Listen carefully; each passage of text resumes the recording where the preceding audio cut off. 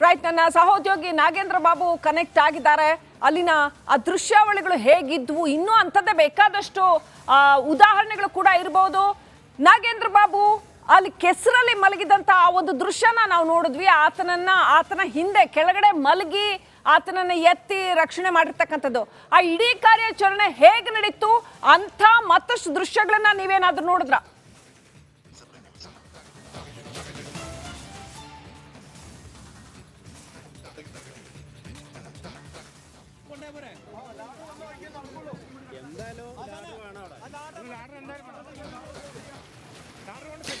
ಶ್ರೀಲಕ್ಷ್ಮಿ ನೋಡಿ, ಈಗ ನಾವೇನು ನಮ್ಮ ಸ್ಕ್ರೀನ್ ಮೇಲೆ ಒಂದು ದೃಶ್ಯಾವಳಿಯನ್ನು ಗಮನಿಸ್ತಾ ಇದ್ವಿ. ಇದು ಮಂಗಳವಾರದ ದೃಶ್ಯಾವಳಿ.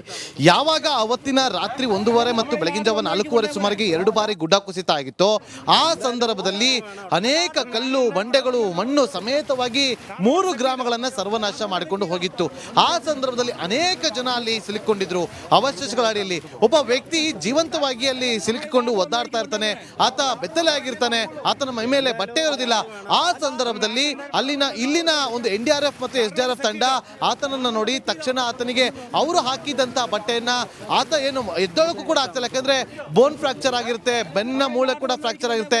ಅವನು ಎದ್ದೊಳಕ್ಕೂ ಕೂಡ ಆಗ್ತಾ ಇರಲಿಲ್ಲ. ಆತನಿಗೆ ಹೇಗಾದ್ರೂ ಮಾಡಿ ಬಟ್ಟೆಯನ್ನು ಹಾಕಬೇಕು ಅಂತೇಳಿ ಅವರು ಹಾಕಿದಂತ ಬಟ್ಟೆಯನ್ನ ತೆಗೆದು ಆ ಬಳಿಕ ಆತನ ಕೆಳಗಡೆ ಅಂದ್ರೆ ಸಪೋರ್ಟ್ ಆಗಿ ಬೆನ್ನಿನ ಹಿಂದೆ ಒಬ್ಬ ಸಿವಿಲ್ ಡಿಫೆನ್ಸ್ NDRF ತಂಡದ ಸಿಬ್ಬಂದಿ ಒಬ್ಬರು ಮಲಗಿ ಆತನನ್ನ ಮೇಲೆ ಕೆತ್ತಿ ಆತನಿಗೆ ಬಟ್ಟೆ ಹಾಕುವಂತ ಕೆಲಸವನ್ನ ಮಾಡಿದ್ರು.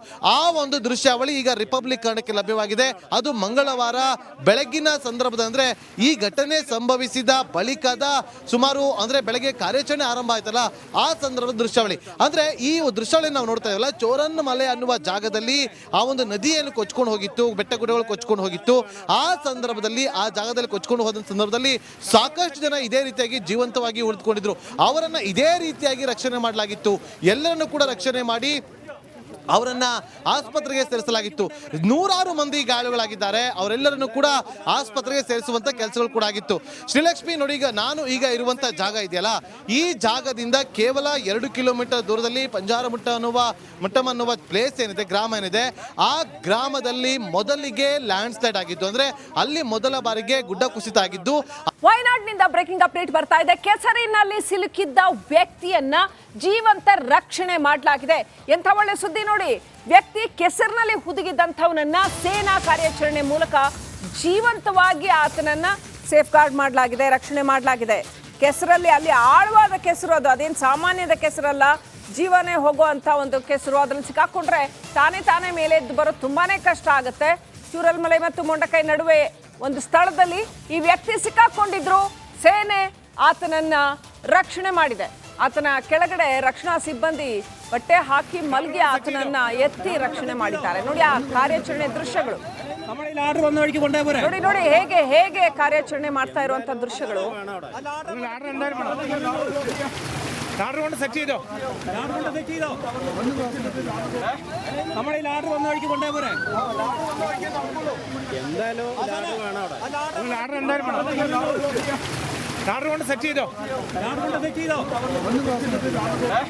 നമ്മുടെ ഈ ആർഡർ വന്ന വഴിക്ക് കൊണ്ടേ പോരെ. എന്തായാലും ആർഡർ എന്തായാലും കൊണ്ട് സെറ്റ് ചെയ്തോ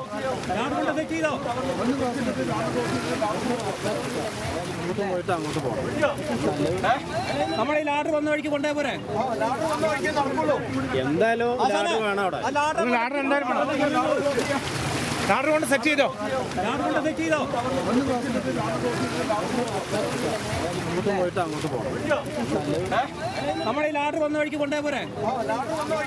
ಈ ದೃಶ್ಯ ವೀಕ್ಷಕರ ಮಂಗಳವಾರ ನಡೆದಿರ್ತಕ್ಕಂಥ ಘಟನೆ. ಈ ದೃಶ್ಯ ಈಗ ಲಭ್ಯವಾಗಿರ್ತಕ್ಕಂಥದ್ದು. ಇದು ಇವತ್ತಿನ ದೃಶ್ಯ ಅಲ್ಲ, ಬದಲಾಗಿ 2 ದಿನದ ಹಿಂದಿನ ಘಟನೆ ನಡೆದಿರ್ತಕ್ಕಂಥದ್ದು ಮಂಗಳವಾರ. ಈ ದೃಶ್ಯ ಲಭ್ಯ ಆಗಿರುವಂಥದ್ದು ಇವತ್ತು ನಮಗೆ. ಆ ವ್ಯಕ್ತಿಯನ್ನ ಅಂತೂ ಇಂತೂ ರಕ್ಷಣೆ ಮಾಡಿದ್ದಾರೆ ನೋಡಿ. ಅವ್ರು ಕೆಳಗಡೆ ಹೋಗಿ ಅಂದ್ರೆ ಹೇಳೋದಕ್ಕೆ ಆ ವ್ಯಕ್ತಿಗೆ ಶಕ್ತಿ ಇಲ್ಲ. 2 ದಿನ ಆಗೋಗಿದೆ ಹಂಗೆ ಬಿದ್ಕೊಂಡು ಕೆಸರಲ್ಲಿ ಸಿಕ್ಕಾಕೊಂಡು, ಊಟ ತಿಂಡಿ ಇರೋದಿಲ್ಲ, ಅಲ್ಲಿ ಯಾವುದೇ ತರ ಸಹಾಯ ಇಲ್ಲ. ಬದುಕುಳಿದಿದ್ದಾನೆ ಆತ, ಉಸಿರಿಡ್ಕೊಂಡು ಬದುಕುಳಿದಿದ್ದಾನೆ. ಆತನನ್ನ ರಕ್ಷಣೆ ಮಾಡಲಾಗಿದೆ.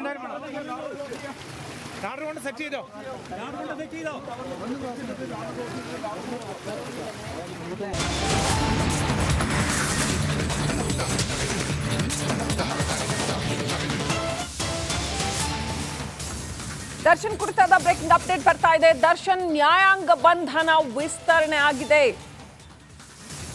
ಇವತ್ತಿಗೆ ಜುಡಿಷಿಯಲ್ ಕಸ್ಟಡಿ ಅಂತ್ಯ ಆಗಿತ್ತು.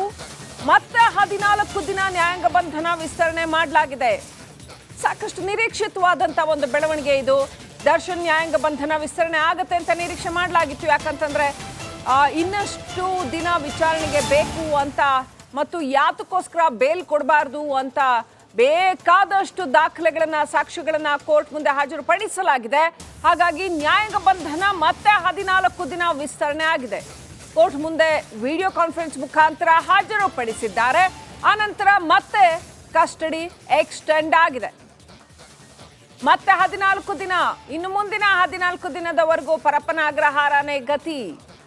ಸೊ ಇನ್ನಷ್ಟು ವಿಚಾರಣೆ, ಮತ್ತಷ್ಟು ಸಾಕ್ಷ್ಯ ಸಂಗ್ರಹ.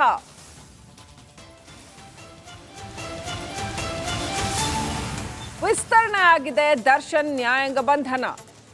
ಇವತ್ತಿಗೆ ದರ್ಶನ್ ನ್ಯಾಯಾಂಗ ಬಂಧನ ಮುಕ್ತಾಯ ಆಗಿತ್ತು. ಈಗ ಮತ್ತೆ ಅದನ್ನ ಎಕ್ಸ್ಟೆಂಡ್ ಮಾಡಲಾಗಿದೆ. ಅದನ್ನ ಎಕ್ಸ್ಟೆಂಡ್ ಮಾಡೋದಕ್ಕೆ ಏನೆಲ್ಲ ಬೇಕೋ, ವಿಸ್ತರಣೆ ಮಾಡೋದಕ್ಕೆ ಏನೆಲ್ಲ ಬೇಕೋ ಆ ಎಲ್ಲ ದಾಖಲೆಗಳನ್ನ ಕೋರ್ಟ್ಗೆ ಪ್ರೊಡ್ಯೂಸ್ ಮಾಡಿದ್ದಾರೆ ಅಧಿಕಾರಿಗಳು, ಸ್ಪೆಷಲ್ ಇನ್ವೆಸ್ಟಿಗೇಷನ್ ಟೀಮ್ನ ಅಧಿಕಾರಿಗಳು. ಹಾಗಾಗಿ ನ್ಯಾಯಾಂಗ ಬಂಧನ ವಿಸ್ತರಣೆ ಆಗಿದೆ.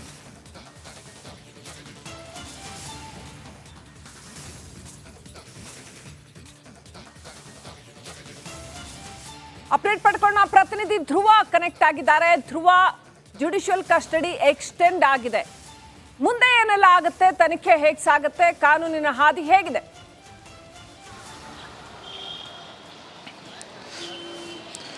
ಎಸ್ ಶ್ರೀಲಕ್ಷ್ಮಿ, ಮುಖ್ಯವಾಗಿ ಇವತ್ತು ಮತ್ತೆ ನಟ ದರ್ಶನ್ ಹಾಗೆ ರೇಣುಕಾಸ್ವಾಮಿ ಹತ್ಯೆ ಕೇಸ್ನ ಉಳಿದ ಆರೋಪಿಗಳೇನಿದ್ದಾರೆ 17 ಜನರಿಗೆ ಮತ್ತೆ ನ್ಯಾಯಾಂಗ ಬಂಧನವನ್ನು ವಿಧಿಸಿ ಆರ್ಥಿಕ ಅಪರಾಧಗಳ ವಿಶೇಷ ನ್ಯಾಯಾಲಯ ಇವತ್ತು ಮತ್ತೆ ಆದೇಶವನ್ನು ಪ್ರಕಟ ಮಾಡಿದೆ.